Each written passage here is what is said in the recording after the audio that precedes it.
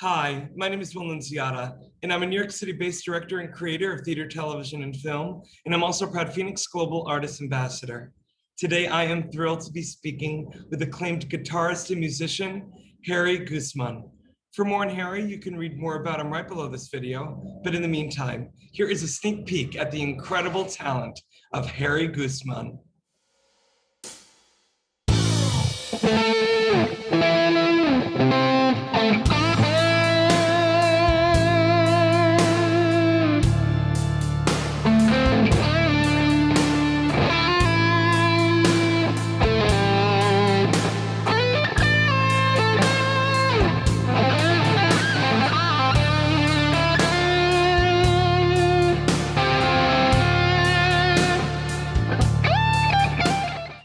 Well, good morning from New York City. It is nighttime in Australia, where our next guest is Mr. Harry GUSMAN, an acclaimed guitarist and musician. And Harry, I am so thrilled to be speaking with you today. Yeah, me too. I'm excited. Nice to meet you. Now, Harry, I want to start from the beginning. You come from a musical family and you started playing guitar at a very young age. Explain to me a little bit about what it was like growing up in such a musical family. Well, I was always like my dad singing, my mom always singing, even putting us to bed as a baby. They always sing songs as part of our culture. And then I was just, when I saw someone playing guitar on the stage, I went crazy. So I was in love with the guitar since I was 12 years old. And I liked singing before that. But then as soon as I fell in love with the guitar, and then I stopped singing. And then I just play guitar all my life. You let the guitar do the singing for you. Yeah, that's right. Yes. Now, Harry, I want to know, where exactly did you grow up? I grew up in central Java, Indonesia. And did you live there for most of your young adult life? Oh, yes. Until I graduated university in Indonesia when I was studying music there too. And you know, And Harry, I love that you were telling me offline that it was while in Indonesia, you actually studied here in the United States, but a lot of it was done online. Yes, I only did like a 9-month course, and then I did a lot of lessons in Chicago as well. Yeah, no, in Illinois, in Milwaukee. And you also did 3 months. Legends. And you did 3 months at the world-renowned Berklee School of Music. Yes, I did 9-month course in Berklee. Yes. Well, I love that. And I want to talk a little bit about the lessons that you've taken, because you've studied all types of music on the guitar, including the blues with Mr. Jack, am I saying his name? Checchini? Checchini, yeah. In Chicago. Talk to me about all of the different genres of music and what those different genres of music that you've studied on the guitar throughout your career. Well, I actually fell in love with the guitar. I started learning folk songs and just singing folk songs. And then when I was in high school, I listened to the Beatles and Scorpion. Yeah, and then I started listening to rock and roll, like Deep Purple and all of that. And then I ended up studying classical guitar until quite a high level when I was in the university, that we say uni in Australia. And then I was also playing in nightclubs and pubs and restaurants and yeah, that kind of stuff. So I had to play so many different genres of music, including top 40, some jazzy standard, and some reggae, rock, whatever, you know, because we were playing in a few different places, and that was our full-time job. That's amazing. And Harry, what a great education you've gotten from actually doing the thing. You know, that here you are in nightclubs and probably being asked to sing on, you know, a flip of a coin, any song from top 40, and to have that classical background, and also I'm sure obviously that knowledge of so many different types of genres, you were forced to, you know, learn on the spot how to do it. Yeah, well, yeah, actually, it was by necessity, because we were forced to do every type of music, even though I actually like playing blues and rock, but when you do it as a job, then you have to do everything.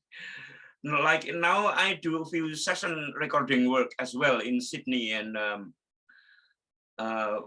sometimes I got hired by Motown type of singers, and then sometimes country singers, but I'm still, you know, so basically I have to try to be as versatile as possible. But you know, we as you know, musicians always try to improve our skill every day, you know, like, but really you have some kind of identity. Either you play, maybe you play many different styles, but you have certain style that you really like playing. Like I particularly like playing blues and rock. I can totally feel that, you know, blues and rock is your bliss as a musician. But obviously, as you know, in this show business, you know, on the business side, you're going to be asked to do so many different types of music. And I'm curious to know, you've played in so many different sessions, and I'm curious, are there any that stick out, or any groups that you've played with throughout your illustrious career that stick out as fond memories for you? Yes, I was also in Indonesia. I've done a few session work with some famous singers, but not international famous, but famous in Indonesia. And I've worked with a few people here in Australia. But now I was living in Sydney. I did a few session work with local singers and accompanying, doing touring and everything like that. But then now I actually just moved to a small in Queensland, which is the region is called the Sunshine Coast. And it's lovely here. It feels like in Florida. And it's very nice here. But since the pandemic, as you know, I've only done 5 gigs. So it was like a function gigs, and then there was one festival. So on the 2nd of May, I was playing in about 4,000 people partying with no social distancing, and we were so overwhelmed because we haven't seen that for 1.5 years. It was amazing. Like that must have been such an emotional experience for you. Yeah, and you know, I'm curious to know if that experience for you also, you know, really truly reminded you of the little boy in you. You know, that 12-year-old boy that fell in love with the guitar. I'm sure you fell in love with it all over again. Yeah. Oh yeah, yeah. Every time I look at the guitar, I actually still it still blew my mind that I think guitar is one of the best human ever created.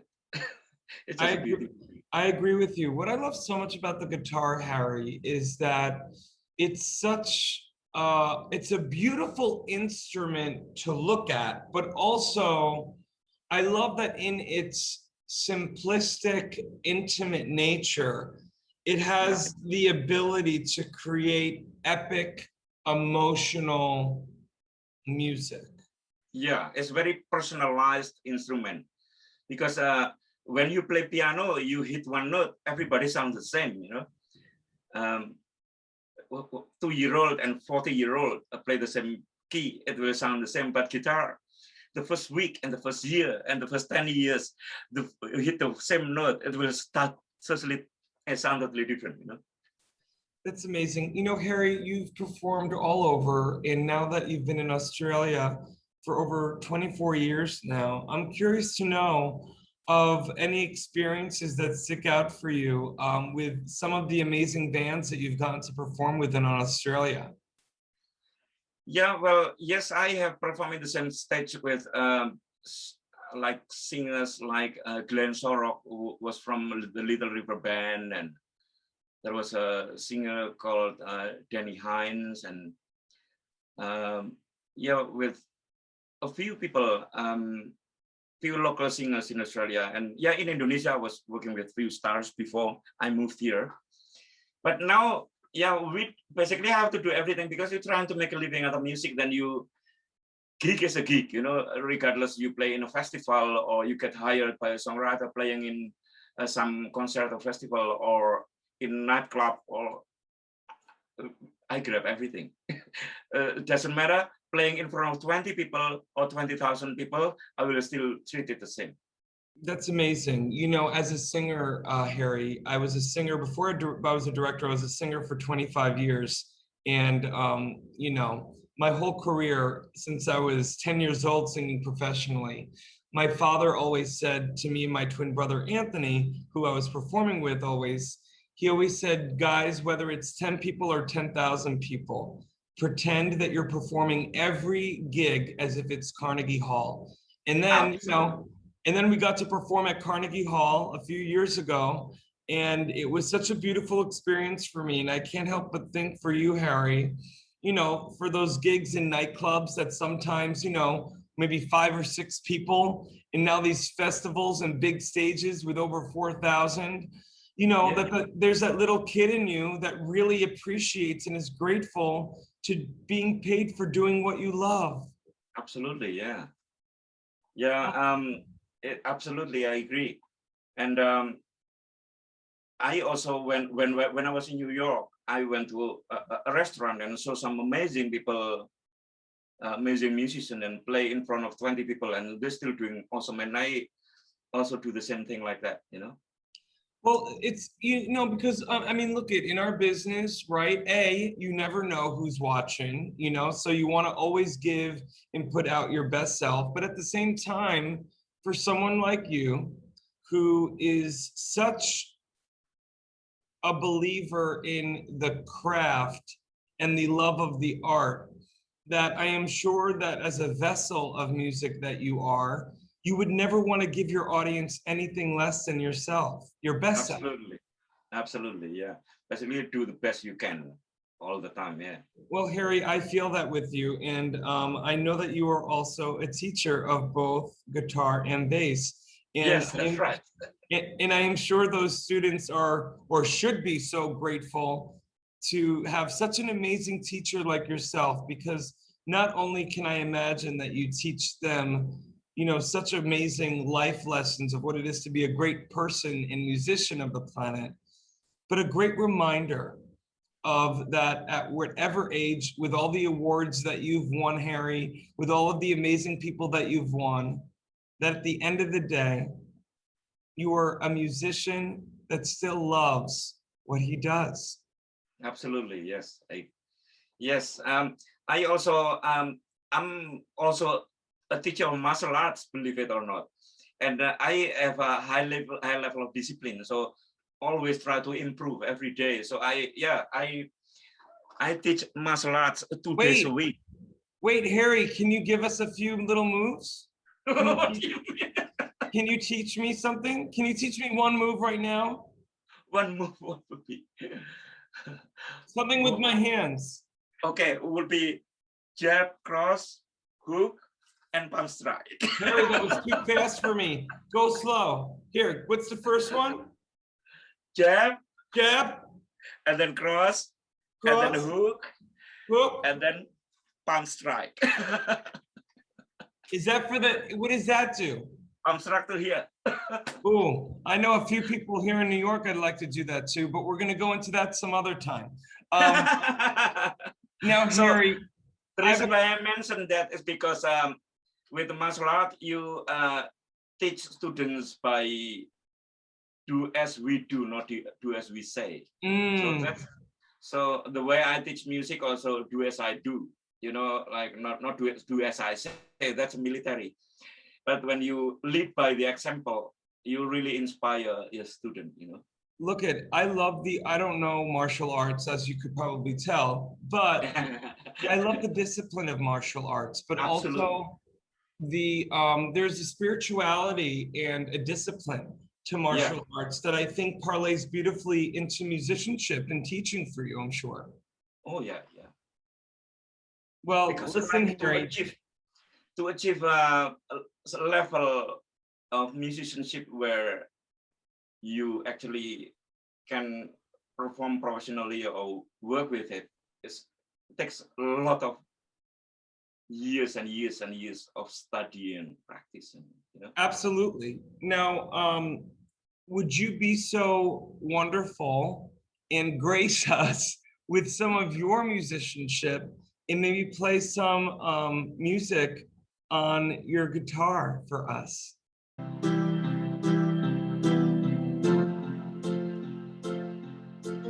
Imagine. Yeah.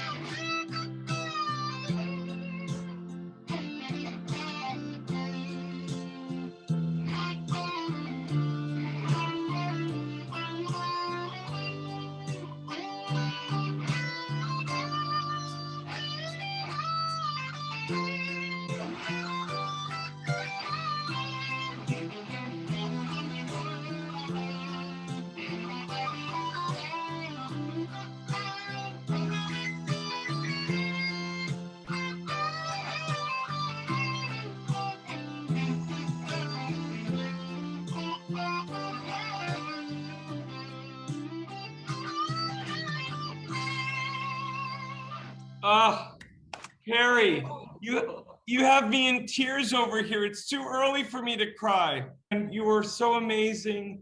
You are such an incredible musician. I am so grateful to have spoken with you today. Thank you so much.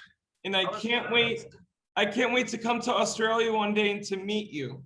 Age, artists and bands struggle to make a living. In fact, only a small number of artists can live off their craft. For the 98% of artists that don't have the luxury of being signed to a label, it's tough. But artists deserve to live off their art. Wherever you are around the world, appreciation of music does not change.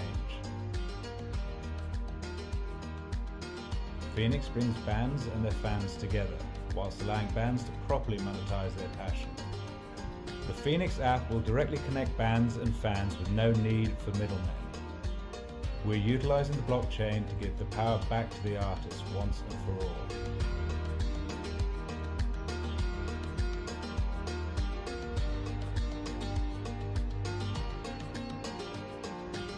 Join FENIX, join the change.